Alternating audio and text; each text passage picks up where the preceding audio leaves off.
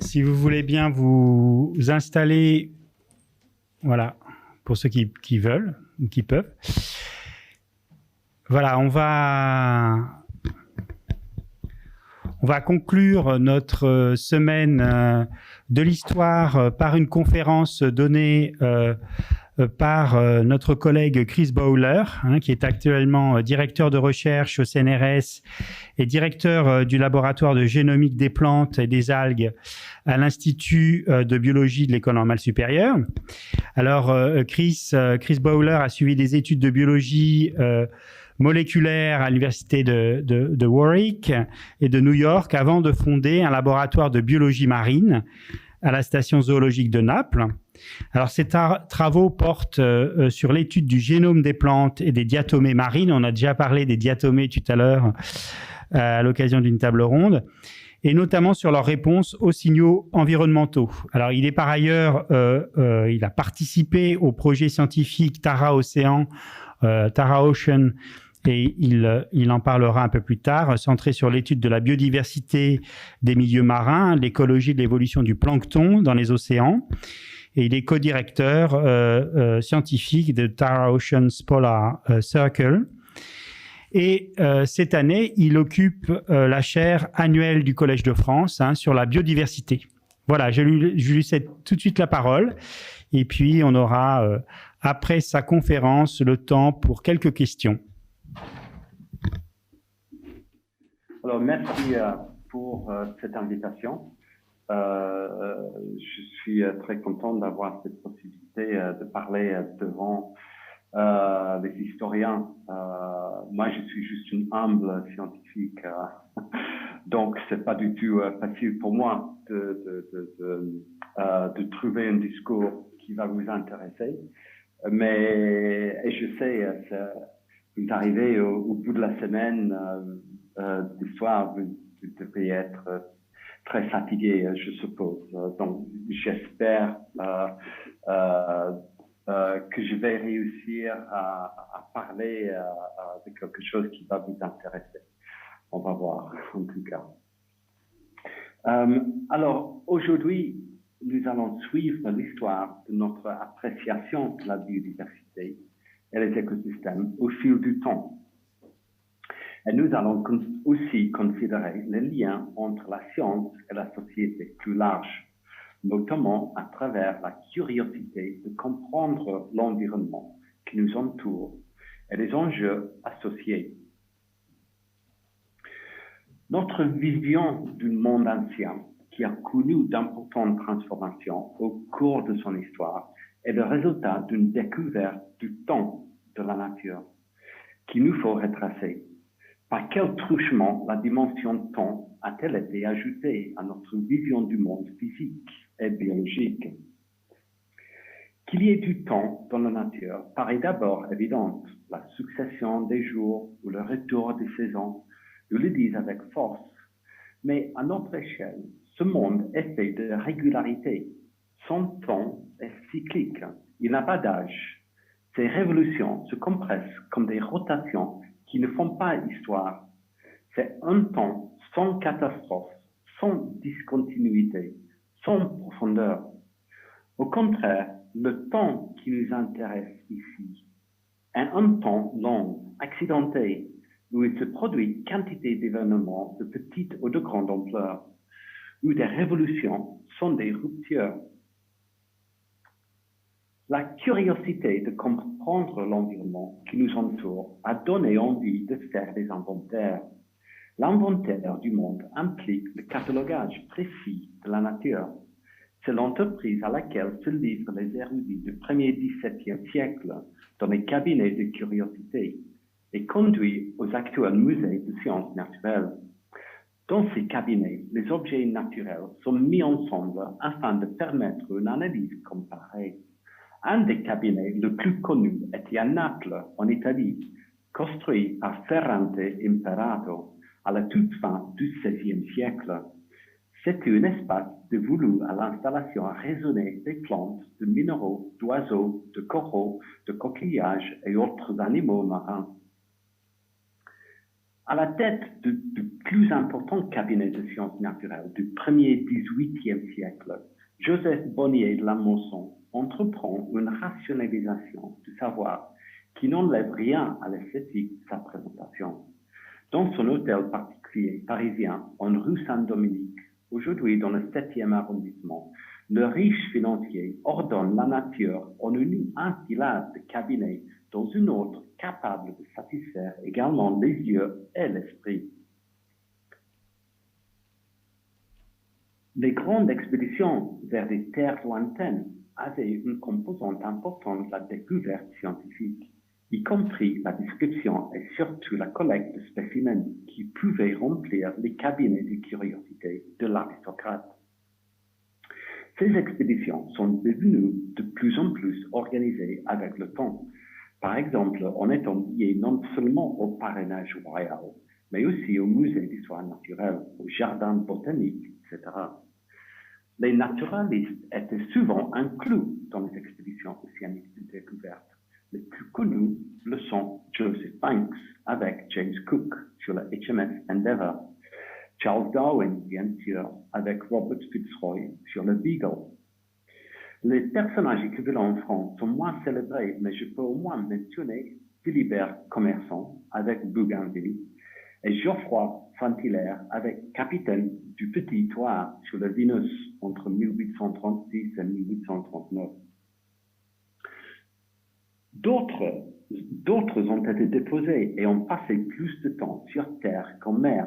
Parmi les exemples bien connus, citons Alexander von Humboldt et Aimé Bonpland. En Amérique du Sud, Alfred Russel Wallace sur la péninsule malaisienne et bien d'autres envoyés par Linné, Cuvier et d'autres. Ces grands noms de l'histoire naturelle avaient des relations très bien établies pour aider à l'envoi des collectionneurs et à la récupération de spécimens spécifiques. Et il y avait une concurrence considérable entre eux et entre les différentes nations. Ce n'était pas une compétition scientifique, mais plutôt une concurrence liée à la commercialisation de la nature. Pour les Britanniques, les Français et les Espagnols, ces voyages souvent s'inscrivaient dans une tentative de comprendre la géographie mondiale des plantes par rapport à l'empire de la fin du XVIIIe siècle. Ce qui est nouveau, c'est que ces puissances voulaient également remodeler cette géographie à des fins impériales en déplaçant des plantes utiles et rentables.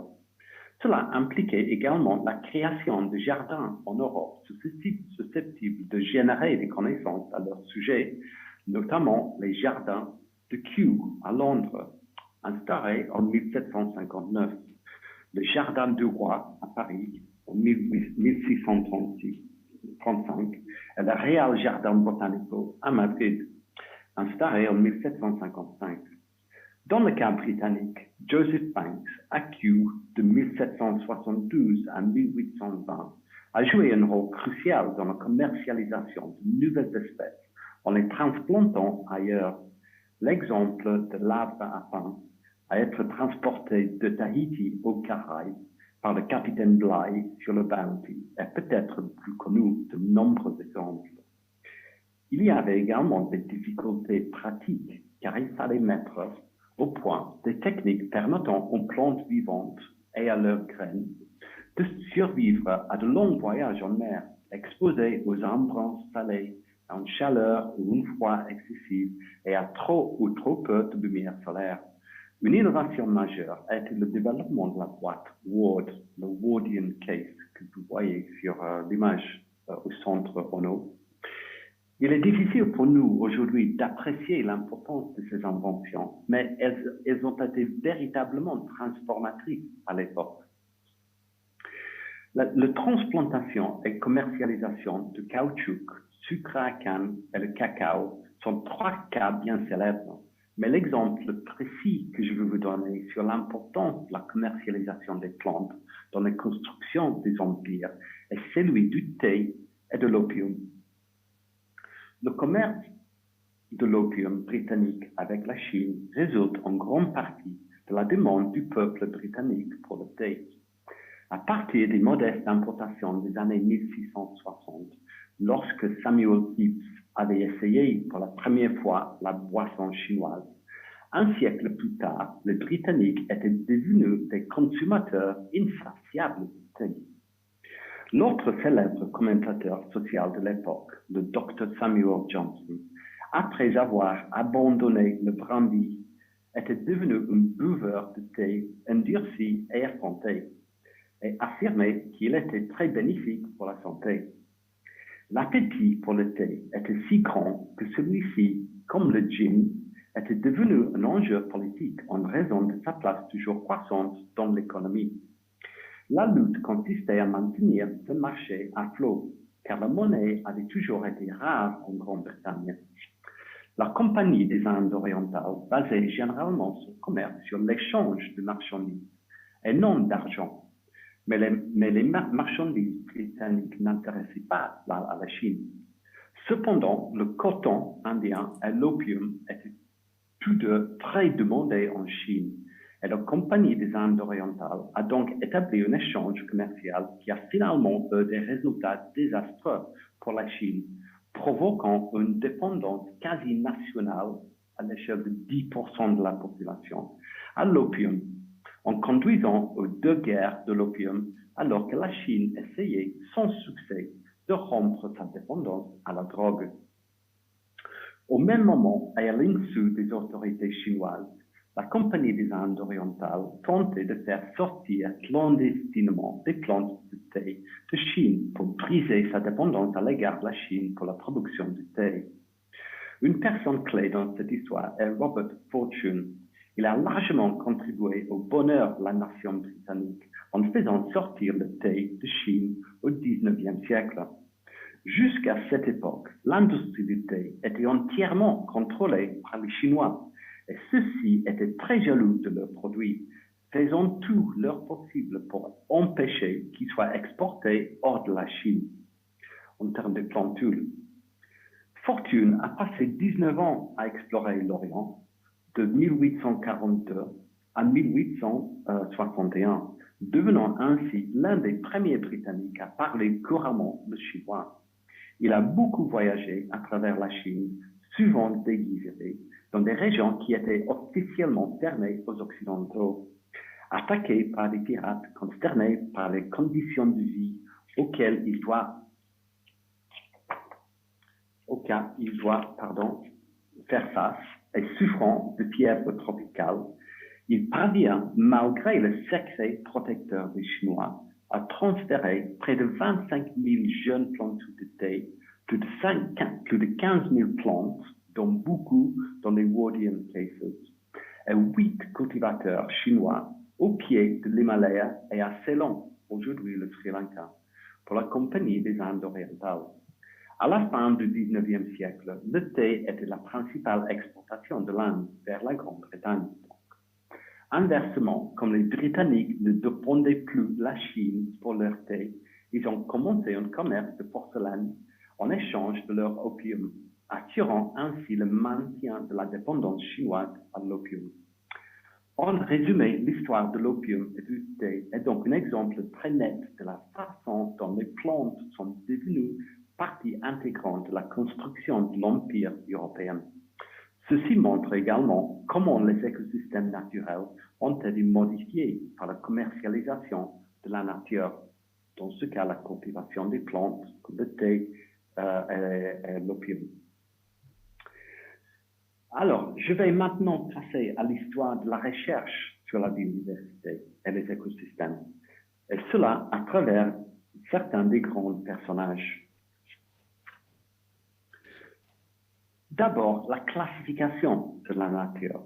D'où est née la volonté de classer le monde vivant qui nous entoure?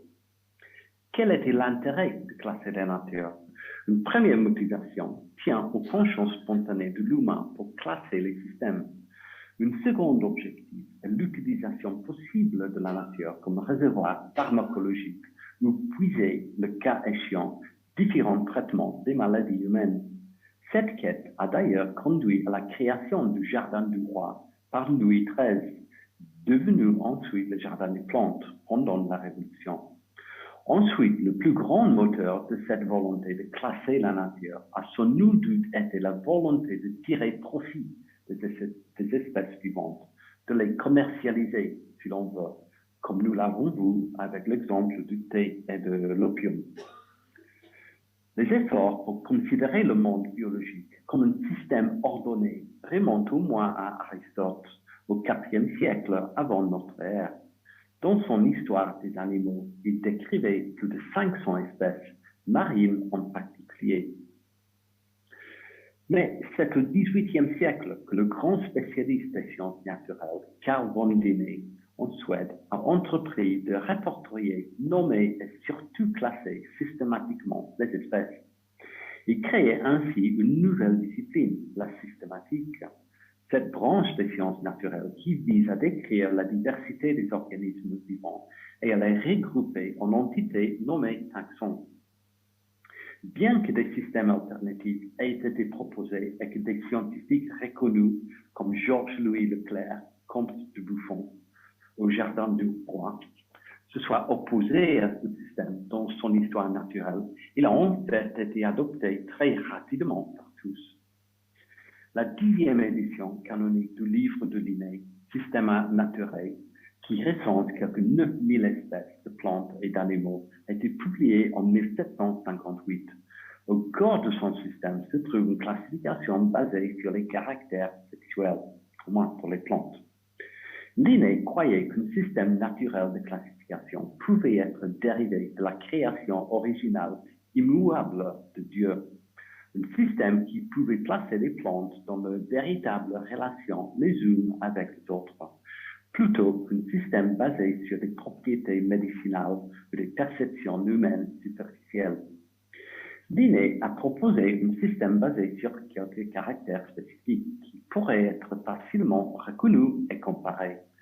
Pour les plantes, le schéma taxonomique de Linné était extrêmement simple, consistait à compter le nombre d'étamines, des organes mâles, pour déterminer la classe, et le nombre de pistils, les organes femelles, pour déterminer l'ordre.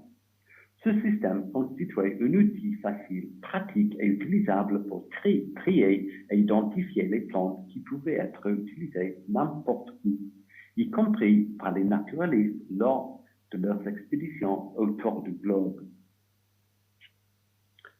Dans Species Plantarum, publié en 1753, il a exposé son système de dénomination des plantes.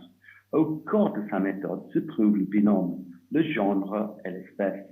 Par la suite, la hiérarchie complète de classification de Linné comprenait 5 niveaux: royaume, classe, ordre, genre et espèce.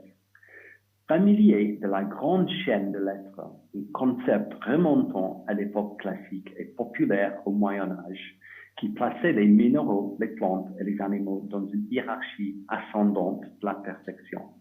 Linné a fait un pas audacieux et inclut les humains en tant que Homo sapiens au sommet de la chaîne, indiquant qu'il était lui aussi un animal. Je vais maintenant parler de l'Allemand Alexander von Humboldt, un naturaliste et géographe qui a beaucoup voyagé à la fin du XVIIIe siècle et au début du XIXe. C'est un des plus grands savants de son temps, qui passera 2 décennies à Paris et qui deviendra membre associé de l'Académie des sciences françaises et président de la Société de géographie de Paris. Toute l'étude de von Humboldt repose sur sa vision du monde naturel comme un tout organique, une unité vivante de formes de vie diverses et interdépendantes plutôt qu'une structure mécanique. Il a développé ce concept universel de la nature au-delà de tout ce qui était professé à l'époque, annonçant l'étude de l'écologie et de l'environnementalisme. Il a également joué un rôle central dans le développement de la rigueur scientifique, en soutenant que pour comprendre les réalités intérieures des choses, il était nécessaire de combiner une appréciation esthétique de la nature avec une investigation empirique rigoureuse. L'enregistrement précis des données par la mesure, la collecte et l'observation.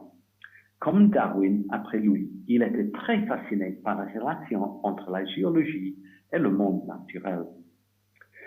Ses premiers voyages ont eu lieu en Amérique du Sud avec Aimé Bonpland de 1799 à 1804. Ensemble, ils ont pénétré dans les forêts tropicales, traversé des plaines et gravi des montagnes au Venezuela, en Colombie, au Pérou, en Équateur et au Mexique. Ils ont tracé le cours de l'Orinoco et du fleuve Negro et ont prouvé l'existence du Rio Cassiquiare qui reliait l'Orinoco à l'Amazonie par le Rio Negro. Ils ont escaladé des montagnes dont le Chimborazo, le plus haut sommet des Andes du Nord, que l'on croyait à l'époque être la plus haute montagne de la Terre. Ils ont recueilli environ 60 000 spécimens botaniques, dont 3 000 étaient inconnus de la science. Le résultat le plus significatif des recherches de Humboldt est probablement ce qu'il en est venu à appeler la géographie des plantes, démontrant les effets de l'altitude, de la température, du climat et de la géographie comme facteurs déterminants de l'endroit où poussent les plantes.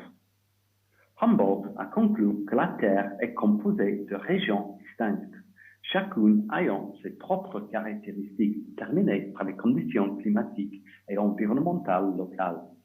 Ces régions se sont combinées pour former une seule organisation holistique interconnectée. Nous connaissons maintenant ces modèles sous le nom de biogéographie. Une fois de retour à Paris, Humboldt est acclamé comme un héros et sa réputation de grand homme de science ne s'est jamais démentie. Il s'installe à Paris et pendant les 30 années qui suivent, se consacre à la publication des récits de ses voyages en Amérique du Sud. Les 19e et 20e siècles ont été marqués par une tendance croissante à la spécialisation dans les domaines de la science et de l'éducation, contraire à l'approche universaliste de Humboldt. L'intérêt de Humboldt pour un si large spectre de sciences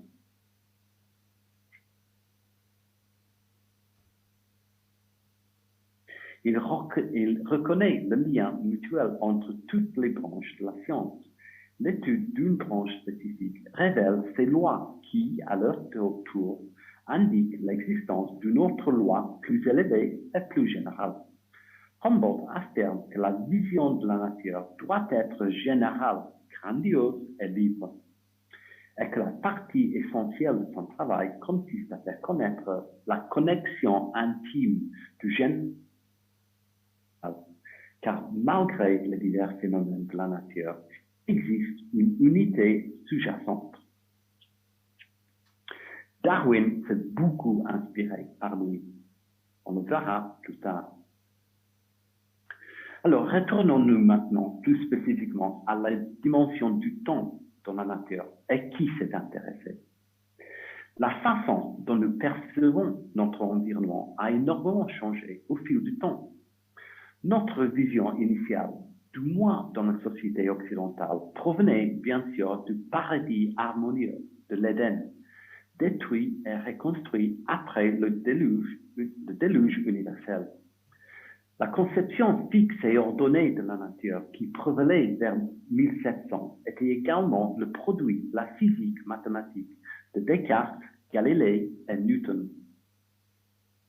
Les premières tentatives de chronologie globale sont compilées à partir des données contenues dans les livres de Bible, conjuguées à la datation des grands événements des civilisations grecques, égyptiennes, hébraïques ou sumériennes. Selon l'interprétation de l'archevêque irlandais Ussher, en 1648, la Terre avait été créée le 26 octobre 4004 avant Jésus-Christ. En 1778, Georges-Louis Leclerc, comte de Buffon, au Jardin du Roi, tracera dans ses époques de la nature le parallèle entre histoire naturelle et histoire civile. Si son travail fait encore référence au cadre de la Genèse, c'est afin d'atténuer l'opposition des théologiens. En réalité, Buffon le fait complètement éclater. Il soutient que la Genèse n'a pas été écrite pour des savants, mais pour le peuple ignare. C'est donc un texte qui doit être interprété. Chacun des 6 jours de la création n'a pas duré 24 heures. C'était en réalité une époque qui a duré entre 3000 et 35 000 ans. Buffon, en fait, estime que le monde était alors âgé de 750 000 ans. Certes, la découverte de fossiles aux pierres figurées a intrigué depuis longtemps, même depuis l'époque grecque, comme nous pouvons le voir sur cette image de ce qui est sans aucun doute un fossile de dinosaure sur ce vase grec. Ni la nature, ni l'origine de ces pierres ne vont s'en discuter. Pour les uns, elles ont été logées en leur Dieu, par Dieu, dès la Genèse. Pour d'autres, ce ne sont que des lusus naturels, des jeux ou des caprices de la nature. Certains y voient des espèces minérales qui s'engendrent sur place à partir des germes. D'autres encore concèdent que celles qui ont un aspect manifeste de coquille ont sans doute une origine marine. Au XVIIe siècle, Nicolas Steno et Robert Hooke reconnaissent, comme Leonardo da Vinci, l'importance cruciale des fossiles. Reste à comprendre comment les coquilles qu'on trouve loin des mers sont arrivées là. Beaucoup supposent alors qu'elles y ont probablement été transportées par une puissance miraculeuse. Elles deviennent des reliques du déluge. D'autres supposent cependant une translocation des terres et des mers, que des mers se sont trouvées aux endroits où l'on trouve aujourd'hui la terre ferme. En dernière moitié du XVIIIe siècle, en Allemagne, Abraham Gottlob Werner analyse la superposition des couches et établit une échelle chronologique des roches, du granit et du gneiss, où l'on ne trouve jamais de fossiles, jusqu'aux différentes couches de sable, marne et roches volcaniques. Il imaginait un monde autrefois recouvert d'eau, dans lequel les roches se formaient par la cristallisation des minéraux. Il a écarté les volcans comme étant sans aucune importance. Ces hommes croyaient que la Terre se déladerait progressivement à mesure que l'érosion de ces événements occasionnels, comme le déluge biblique, façonnait sa surface. En opposition à Werner et aux neptunistes, les volcanistes, ou plutoniens, comme ils ont été appelés, pensaient que la Terre avait été façonnée par une combinaison d'activités volcaniques et d'érosion, et surtout que ce processus était toujours en cours. Le géologue écossais James Hutton était un plutonien. Il rejetait l'idée de Buffon et Werner selon laquelle l'âge de la Terre n'était que d'environ 1 million d'années. Et il doutait que Dieu aurait créé les humains dans un monde qui se gaspillerait.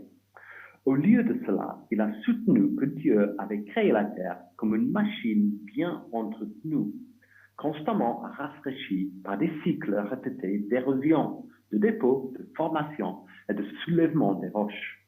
Comme chaque cycle successif effaçait le précédent, nous ne trouvons aucun vestige d'un début, aucune perspective de fin. En d'autres termes, il comprenait que l'âge de la Terre était immense mais indéfini. Se référant aux opérations naturelles telles que la météorisation, l'érosion des sols, les éruptions volcaniques, les mouvements de la Terre et les processus invisibles qui se produisent dans les profondeurs de la Terre ou sous la mer, il a suggéré que ces petites choses, longtemps continues, seraient adaptées aux effets que nous observons. En sujet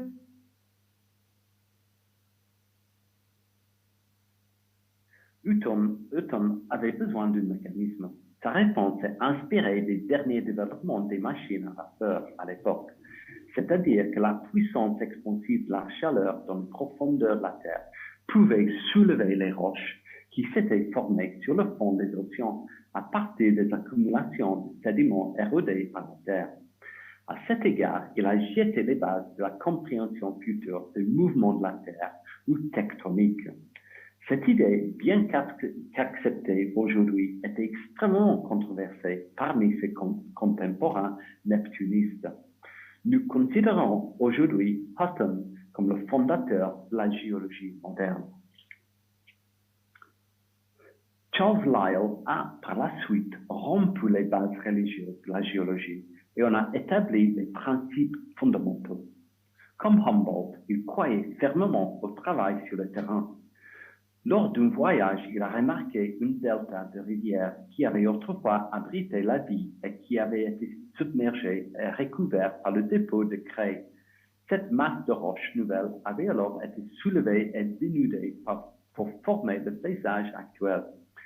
Après de nombreuses observations de ce type, il a réalisé qu'aucune cause spéciale ou catastrophique n'est nécessaire pour expliquer la nature de la Terre. Les processus que l'on peut observer aujourd'hui ont toujours agi sur une vaste période de temps. Le principe selon lequel le présent est la clé du passé a ensuite été appelé uniformitarisme. Il a d'abord rejeté l'idée de la transmutation des espèces et n'a pas donné son avis sur l'origine des espèces, alors que son prédécesseur, Lamarck, l'avait fait. Bien qu'il ait d'abord rejeté la possibilité de l'évolution, il a compris que les fossiles montraient des changements au fil du temps et pouvaient être utilisés pour distinguer des strates d'âge différents. Un contemporain qui questionnait l'immuabilité des espèces était bien sûr Jean-Baptiste Lamarck, un autre géant du jardin des plantes. En 1800, ce naturaliste français a été à l'origine de la théorie du transformisme. Selon lui, l'environnement pouvait provoquer une transformation des espèces. C'est l'héritage des caractères acquis ou évolution lamarckienne. Il est souvent considéré rétrospectivement comme l'anti-darwinisme, incapable d'articuler le mécanisme correct de l'évolution que les générations précédentes recherchaient. Mais c'est injuste. Il a souligné le rôle des générations, ce que nous appelons aujourd'hui l'hérédité, et de l'environnement, ce que nous appellerions l'adaptation. Donc, au final, pas si étrange après tout. En plus de sa théorie sur l'héritage des caractères acquis, il a fait une classification monumentale de la flore française, a résolu une grande partie de la taxonomie des invertébrés et a proposé le terme de biologie. Mais ses idées sur le transformisme le rendent impopulaire auprès de ses collègues du musée. En particulier, cette idée fut réfutée par son contemporain et collègue au Muséum d'histoire naturelle, Georges Cuvier. Dans son éloge funèbre après la mort de Lamarck, il a présenté comme une personne dont l'indulgence d'une imagination vive a conduit à des résultats d'un genre plus discutable, et comme une personne dont les attaches au système si peu conformes aux idées qui prévalaient dans la science n'étaient pas calculées pour les recommander à ceux qui avaient le pouvoir de distribuer des faveurs. À une époque où les éloges funèbres servaient à sanctifier ou à assassiner des collègues, l'évaluation de Cuvier était accablante. Heureusement, le nom de Lamarck est aujourd'hui reconnu à sa juste valeur dans le contexte de l'adaptation des organismes à leur environnement, notamment dans le cadre de l'épigénétique. En lieu et place de la théorie de Lamarck, Cuvier a proposé que la composition des écosystèmes ne change qu'à la suite des catastrophes. Il en avait accumulé des preuves en observant dans les archives fossiles les changements survenus dans de nombreuses espèces.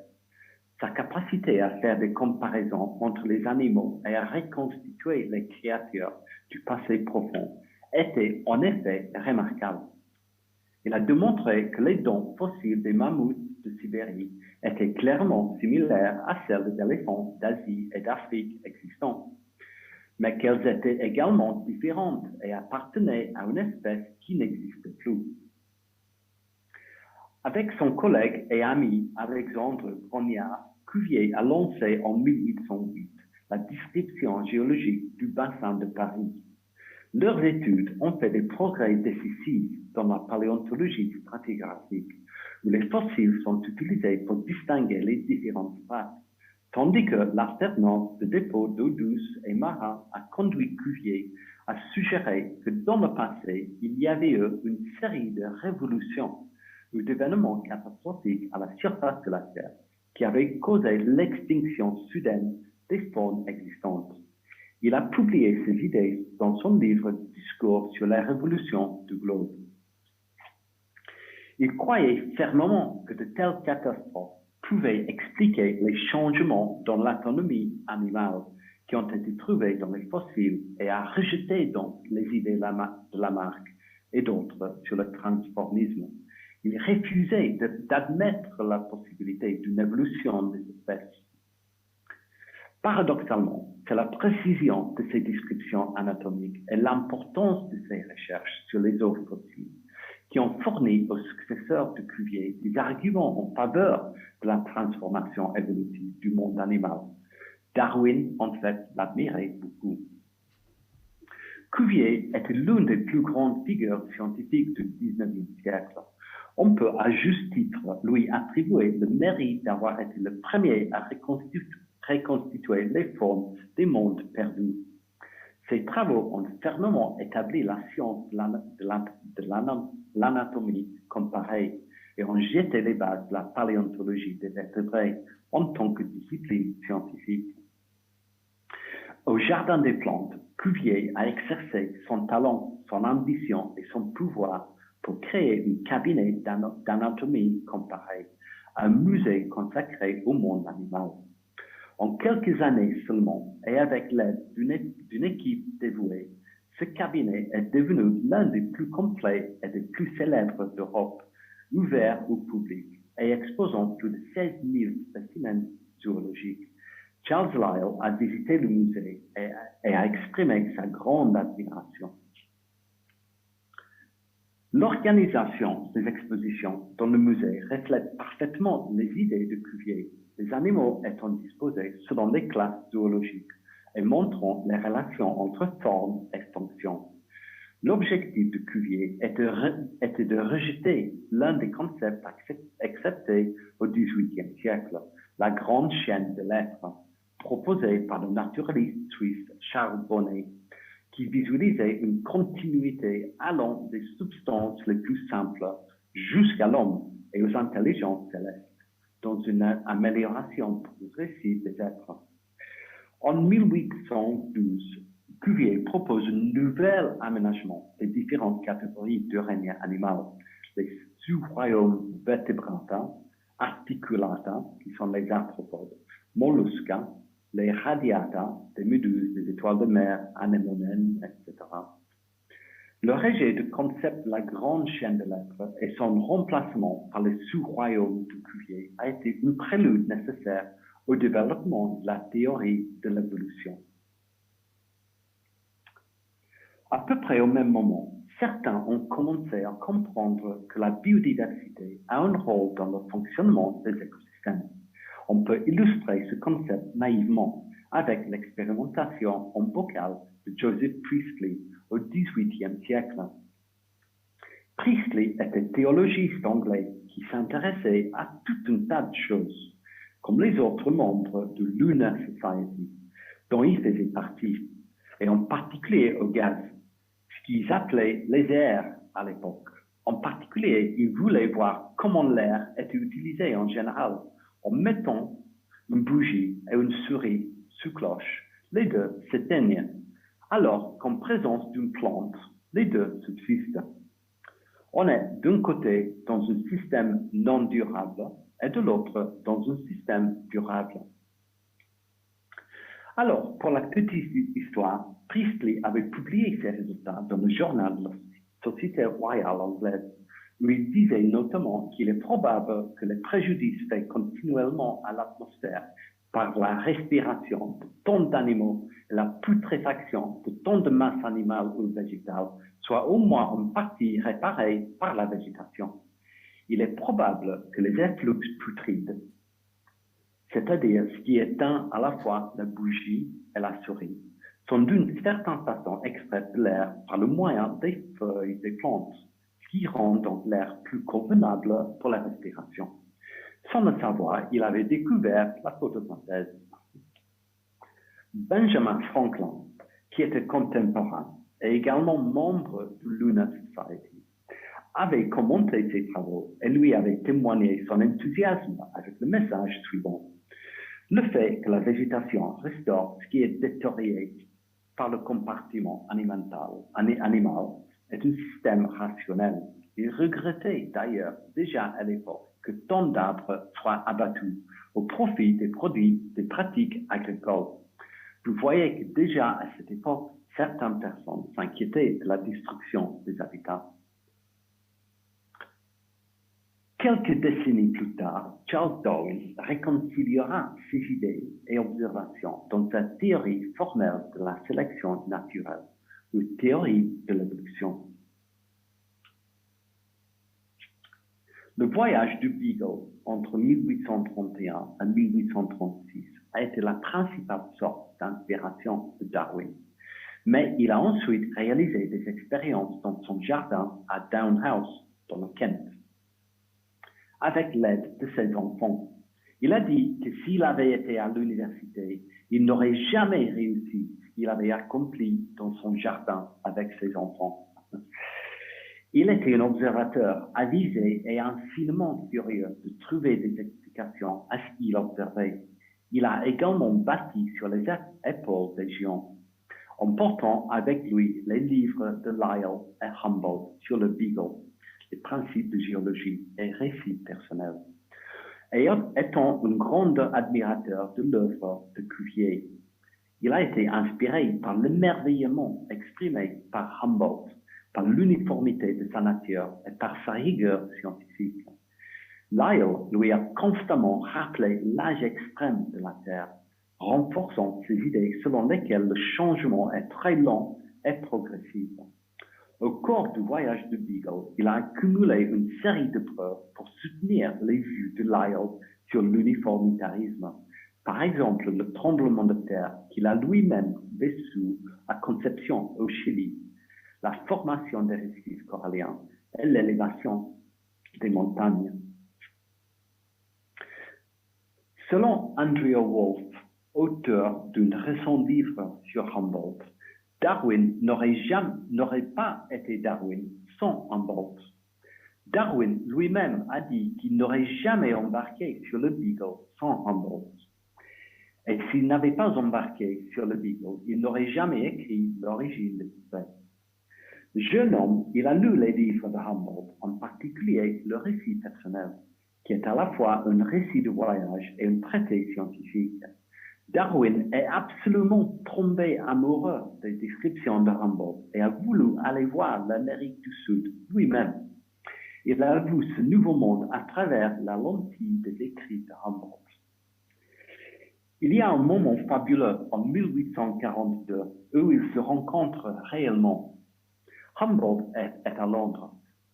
Il a alors 70 ans et a l'habitude d'être le centre de l'attention. Il a également tendance à parler beaucoup et à divaguer, si bien que Darwin a été complètement dessous lorsqu'il a rencontré cet homme. L'origine a ensuite été publiée 4 mois après la mort de Humboldt. Il est difficile de se maintenir au même niveau que ces géants de la science des 18e et 19e siècles, mais il y a quand même 3 noms plus récents que je dois mentionner. Le premier est Ernst Haeckel, un biologiste allemand du 19e siècle et du début du 20e. Ce savant était aussi esthète et il a lui-même peint ou gravé les formes des organismes minuscules, notamment des protistes dont certains étaient issus des échantillons prélevés par l'expédition du Challenger, la première expédition océanographique en 1870. Ces dessins ont inspiré le mouvement Art Nouveau. Dans le contexte de cette conférence, je souhaite lui citer car il est considéré le père de l'écologie, discipline qui cherche à étudier les rapports entre un organisme et son environnement. Il introduisait aussi l'arbre phylogénétique pour la représentation de l'évolution dans la biologie et il était le premier à proposer l'idée de l'origine commune de tous les organismes. Le second est Eugenius Warming, botaniste danois, et avec Haeckel, une des principales figures fondatrices de la discipline scientifique de l'écologie. Warming a écrit le premier manuel en 1895 sur l'écologie végétale, a enseigné le premier cours universitaire d'écologie et a donné à ce concept sa signification et son contenu. D'après sa nécrologie dans le journal scientifique Nature, si une personne peut être distinguée pour être honorée en tant que fondateur de l'écologie, Warming devrait avoir la priorité. Le troisième et dernier pionnier de la science de l'écologie que je dois mentionner est le scientifique anglais Arthur Tansley. Il a été fortement influencé par les travaux d'Eugenius Warming et a introduit le concept d'écosystème en biologie. Tansley a conçu ce concept pour attirer l'attention sur l'importance des transferts de matériaux entre les organismes et leur environnement, en considérant les écosystèmes comme les unités de base de la nature. Bien que les organismes puissent revendiquer notre intérêt premier, lorsque nous essayons de penser fondamentalement, nous ne pouvons pas les séparer de leurs environnements particuliers, avec lesquels ils forment un système physique unique. Et alors, pour terminer, cela m'amène à où nous en sommes aujourd'hui. Nous allons voir cela en particulier à travers une tour de la crise actuelle de la biodiversité et de ses causes.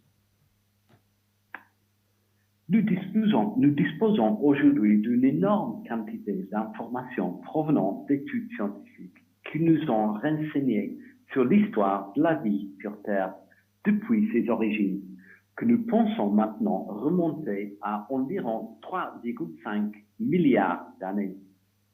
C'est bien loin de ce qu'on considérait à l'époque de Usher, Buffon, etc. Nous avons constaté également que la complexification constante de la vie depuis ses origines est loin d'avoir été un long fleuve tranquille. Non, en fait, les écosystèmes ont été massivement perturbés par des extinctions massives. On a de l'évidence pour au moins 19 extinctions massives dans le passé. Après quoi, la vie a lentement évolué vers de nouvelles façons d'occuper l'espace vide de ces écosystèmes. De nouvelles espèces sont apparues, conséquence de la possibilité génétique et de l'opportunité écologique.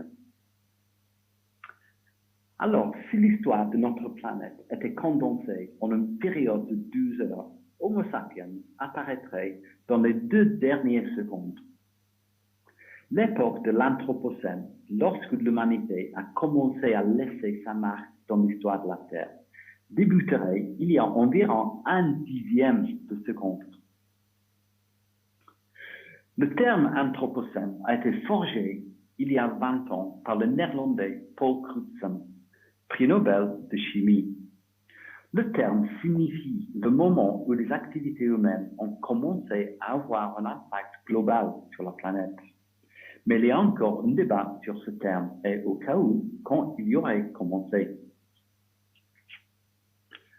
Notre impact sur la planète, bien sûr, s'est particulièrement accentué au cours des 100 dernières années, surtout après la Seconde Guerre mondiale, avec la grande accélération des activités humaines. La population mondiale a explosé, mais aussi la consommation par habitant dans les pays les plus développés, d'où un rejet massif de CO2 dans l'atmosphère. Ce rejet résulte du cumul de nombreuses activités humaines. Tout d'abord, la combustion intense de combustibles fossiles. Ensuite, la consommation massive d'engrais agricoles, entraînant la libération d'énormes quantités de nitrates dans l'environnement, qui créait à son tour de nombreuses zones mortes dans l'océan. Et enfin, de la consommation d'eau douce et de la régression des forêts tropicales. Pourquoi une si grande accélération des changements de notre environnement en si peu de temps? La réponse tient à notre évolution culturelle. Elle nous permet de transmettre des informations aux générations futures beaucoup plus rapidement que la seule évolution biologique. Ceci est unique pour l'espèce humaine. Et parce que nous pouvons transmettre les connaissances que nous avons acquises par des moyens non génétiques, la culture donc, nos impacts sur l'environnement et les espèces animales et végétales sont beaucoup plus marqués parce que la vitesse à laquelle l'activité humaine s'est développée contraste avec le rythme naturellement long de l'évolution biologique. Contrairement aux autres organismes qui ont modifié l'environnement, notamment aux plantes et aux phytoplanctons océaniques qui ont très probablement contribué au changement climatique dans le passé, nous sommes conscients des dégâts environnementaux que nous causons et de leur impact potentiel sur le climat. Pour terminer alors, nous allons voir maintenant comment la prise de conscience environnementale est apparue ces dernières décennies. Un premier exemple de prise de conscience environnementale est apparu lors de l'infection d'animaux sauvages en Afrique dans les années 1890 par le virus de la peste bovine, le rinderpest, suite à l'introduction de bétail indien par des agriculteurs pionniers. La décimation des populations indigènes des ruminants herbivores, notamment les buffles, les hippos, etc., a conduit à la première conférence internationale sur l'environnement en 1900, le London Convention for the Preservation of Wild Animals, Birds and Fish in Africa.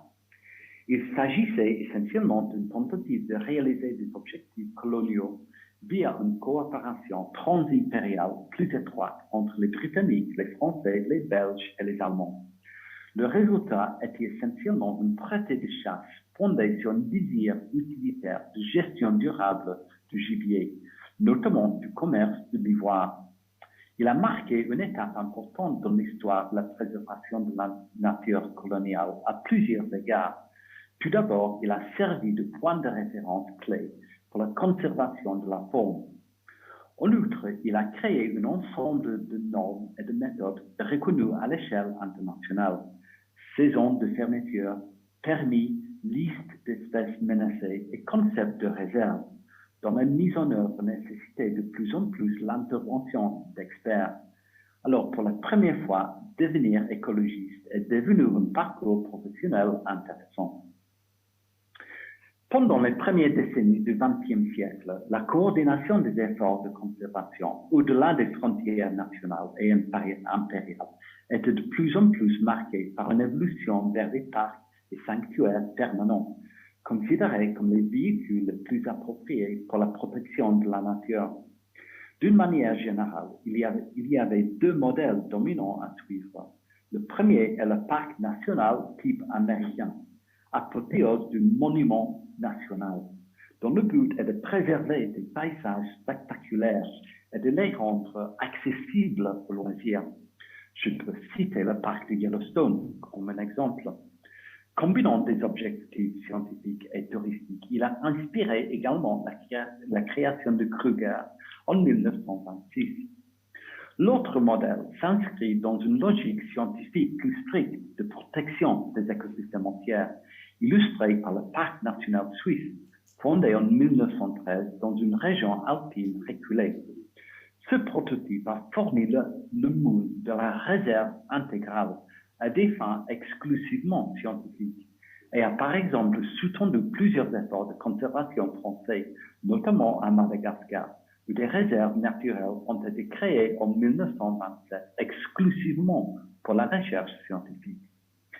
L'idée de créer des zones auxquelles l'homme n'a absolument pas accès, par opposition à une philosophie plus ouverte, consistant à créer des territoires où l'homme vit respectueusement avec le monde naturel qui l'entoure, continue aujourd'hui de représenter deux scénarios alternatifs pour la préservation de la nature.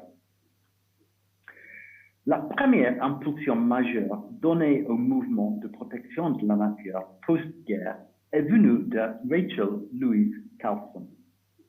Carson est une biologiste marine américaine, auteur et défenseur de l'environnement, dans le livre Silent Spring, Printemps silencieux, publié en 1962, est considéré comme ayant fait progresser le mouvement environnement mondial, notamment aux États-Unis. Le principal argument de Carson est que les pesticides ont des effets néfastes sur l'environnement. La majeure partie du livre est consacrée aux effets des pesticides sur les écosystèmes naturels, mais 4 chapitres détaillent également des cas d'empoisonnement humain aux pesticides, de cancer et d'autres maladies attribuées aux pesticides. Elle attribue également le déclin des populations d'oiseaux, selon ses termes, le silence des oiseaux, à la surutilisation des pesticides. Au final, le livre a eu un impact puissant sur le mouvement environnemental naissant dans les années 60. L'œuvre de Carson et l'activisme qu'elle a inspiré sont au moins en partie responsables du mouvement de l'écologie profonde et de la force générale du mouvement environnemental de base depuis les années 1960. Par exemple, le mouvement environnemental catalysé par Silent Spring a réussi à organiser le Jour de la Terre pour soutenir la protection de l'environnement. L'idée a été proposée pour la première fois en 1969 lors d'une conférence de l'UNESCO à San Francisco par le militant pour la paix, John McConnell. Le jour désigné, un mois plus tard, le 22 avril 1970, plus de 20 millions de personnes sont descendues dans la boue. La première journée, la Terre reste donc la plus grande manifestation d'une journée dans l'histoire de l'humanité. Le Jour de la Terre est désormais un événement annuel qui comprend un large éventail de manifestations coordonnées au niveau mondial par earthday.org, auquel participent 1 milliard de personnes dans plus de 193 pays. L'année dernière, elle a fêté son 50e anniversaire. Et le Jour de la Terre 2016, l'accord historique de Paris a été signé par les États-Unis, la Chine et quelques 120 autres pays. Cette signature a permis de satisfaire une exigence essentielle pour l'entrée en vigueur du projet historique du traité de protection du climat adopté par consensus par les 195 nations présentes à la conférence des Nations Unies sur le changement climatique de 2015 à Paris, la COP 21. Depuis le début d'environnementalisme, nous disposons aujourd'hui de multiples mécanismes visant à préserver la biodiversité, à protéger l'environnement et à améliorer notre relation avec la nature. Vous trouverez ici de nombreuses organisations qui ont été très actives ces dernières années, avec objectif de sensibiliser les décideurs politiques à la crise actuelle de la biodiversité et de proposer les actions pour y répondre. Pour conclure mon bref résumé de l'histoire de la recherche sur la biodiversité et les écosystèmes et de l'appréciation de notre planète, de notre place sur la planète, je vous laisse avec quelques réflexions issues de ce parcours. Une interprétation littérale de la Bible place l'homme au centre de la création. Au XVIe siècle, Copernic nous a délogés spatialement en montrant que c'était la Terre qui tournait autour du Soleil et non l'inverse. Mais le dualisme de René Descartes continuait d'insister sur le fait que l'homme est différent des animaux. Cogito ergo sum. Je pense, donc je suis. Mais au cours du XIXe siècle, Charles Darwin, en utilisant les travaux de Charles Lyell sur, entre autres, l'âge de la Terre, a montré que nous n'étions pas au sommet de l'arbre de la création. Des travaux ultérieurs ont montré à quel point la part de l'Homo sapiens dans l'immensité du temps profond était en fait incroyablement faible. Alors, d'un certain point de vue, le concept d'anthropocène replace donc l'homme au centre du monde, là où, pendant des centaines d'années, nous avons indiscutablement pensé être. Et à un certain niveau, nous ne pouvons que trouver cela attrayant, même si le prix de ce retour est un désastre environnemental. J'aimerais croire que de cette lutte pour sortir de la crise actuelle de la biodiversité naîtra une génération qui sera capable de regarder le monde avec des yeux plus clairs que ceux qui l'ont précédé, qu'elle sera capable de transcender l'isolement dans lequel l'humanité était enfermée à l'époque de la grande accélération, qu'elle redécouvrira sa parenté avec les autres êtres, et que cette vision à la fois nouvelle et ancienne trouvera son expression dans un monde transformé et renouvelé. Bref, il faut reprendre l'esprit de Humboldt. Alors, je termine là et je vous remercie de votre attention et je vous laisse avec quelques suggestions de livres pour approfondir certains sujets que j'ai abordés si vous êtes intéressés.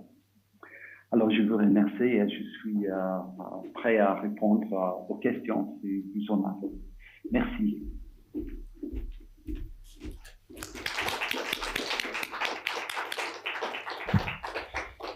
Merci beaucoup pour ce... tu m'entends? Oui. Merci beaucoup pour ce riche panorama de l'histoire de la biodiversité qui nous offre une magnifique conclusion, je trouve, à cette semaine, puisqu'on a pu croiser des thèmes qu'on avait abordés dans différentes tables rondes et différentes conférences. Par exemple, la naissance de l'écologie scientifique, l'importance des collections et des jardins botaniques, l'émergence de l'environnementalisme ou encore l'invention des parcs nationaux qu'on a pu discuter encore hier autour du livre de Guillaume Blanc sur le colonialisme vert. Donc, merci beaucoup pour ce tour d'horizon, et ce qui m'a frappé, c'est la place évidemment généreuse que tu as faite à l'histoire, dans ta démarche de scientifique. Et peut-être sur ce terrain-là, peut-être que juste pour lancer la discussion, tu pourrais nous dire est-ce que c'est propre, est-ce que c'est propre aux écologues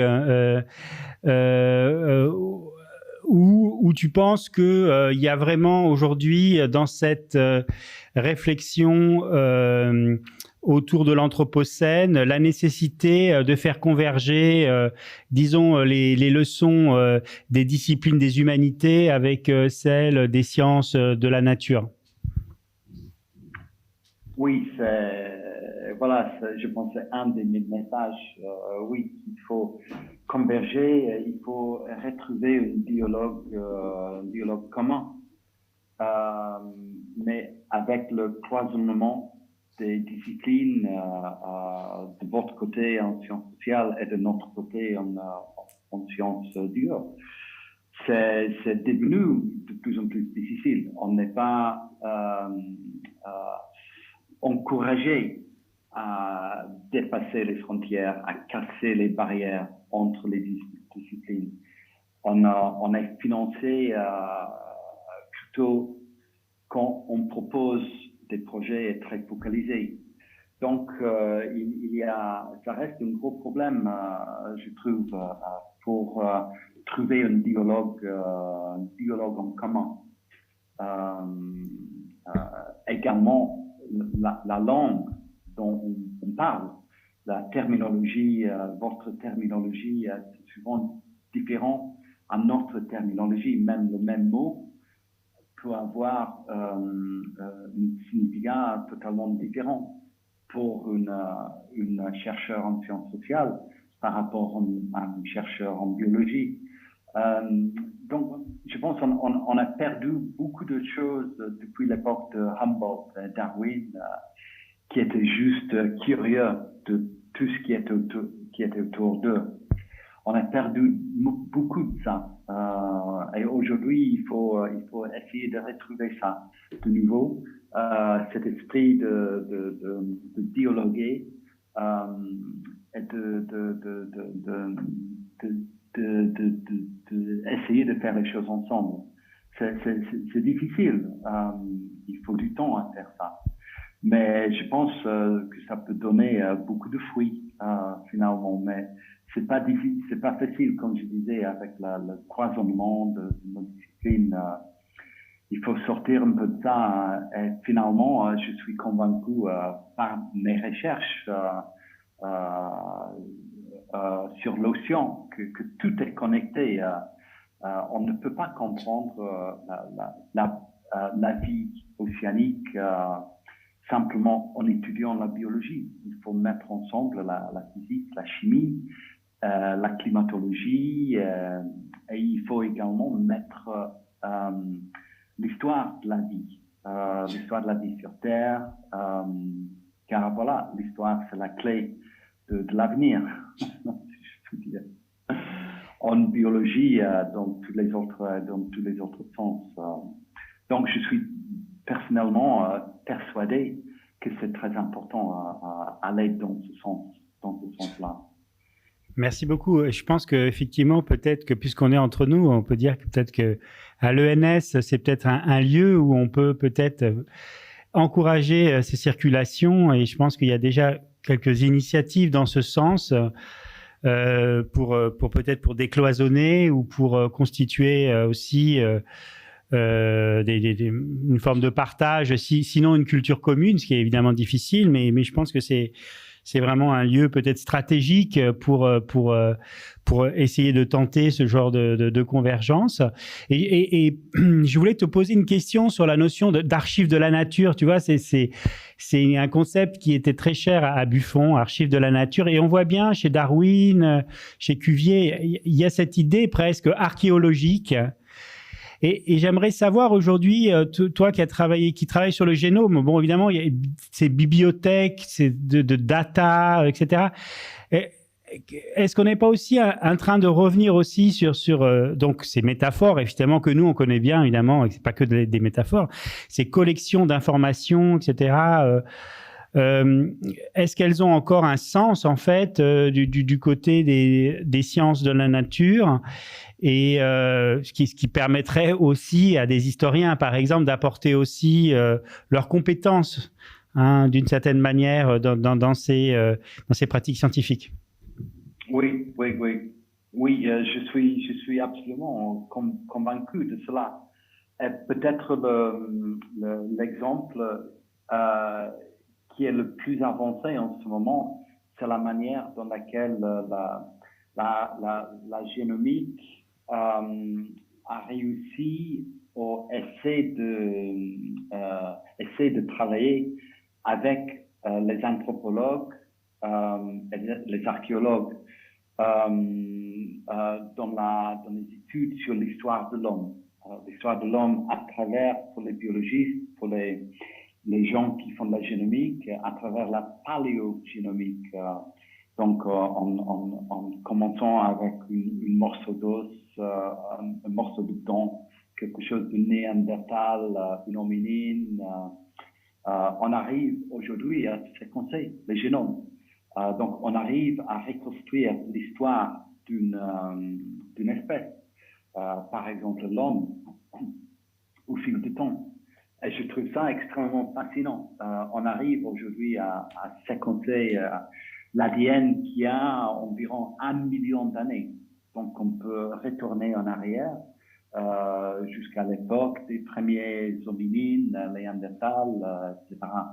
Certes, on est loin de séquencer les dinosaures, hein, mais déjà dans une fenêtre de 1 million d'années, on peut poser beaucoup de questions.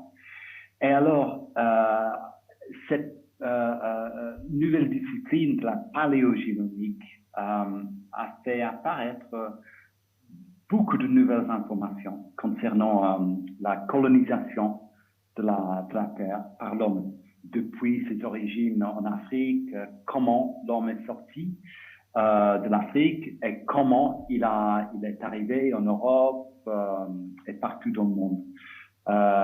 Les invasions successives, les maladies qui ont détruit comment certaines civilisations ont disparu. Donc la paléogénomique aujourd'hui a un mot à dire aux anthropologues, aux archéologues, à comment certaines choses sont arrivées. La dispersion de certaines populations, les invasions, les les épidémies, les grandes épidémies de l'époque, etc. Et souvent, il y a les résultats contrastants. Souvent, les anthropologues, ils avaient les idées qui contrastaient avec une idée qui provenait de la génomique. Donc, ils ont dû trouver un discours, un dialogue pour vraiment mettre ensemble l'histoire de l'homme vue par les archéologues, les anthropologues, avec les données issues de séquençage ADN. Et souvent, les résultats étaient contrastés. Il y a pas mal de litiges, de discussions, qui avaient raison, comment on peut trouver un discours commun. Et petit à petit, ils arrivent. Donc, il y a je pense aujourd'hui, dans la plupart des cas, un respect réciproque pour les différentes disciplines. Ils arrivent à trouver, à se dialoguer et à trouver, des questions à aujourd'hui poser ensemble. Et peut-être, pour les autres, il y a des autres exemples pour aller au-delà de l'histoire de l'homme, pour affronter des questions ensemble. Voilà, c'est une petite réflexion, petit exemple. Merci beaucoup. Alors, évidemment, il est tard et puis il y a une forme de fatigue après ces 4 journées. Bien sûr. Donc, on va peut-être pas te retenir plus longtemps, mais je voudrais dire au nom du département d'histoire, je voudrais te remercier pour cette belle conclusion et puis dire merci à tous ceux qui ont organisé cette semaine de l'histoire. Ça a été une sacrée quand même aventure. Et puis remercier tous les étudiants, tous les collègues, ainsi que le CFJ qui a été vraiment très mobilisé. Et voilà. Et puis je vous souhaite à tous un bon week-end. Valérie, tu veux dire quelque chose ou... Alors attendez. Alors la directrice du département va.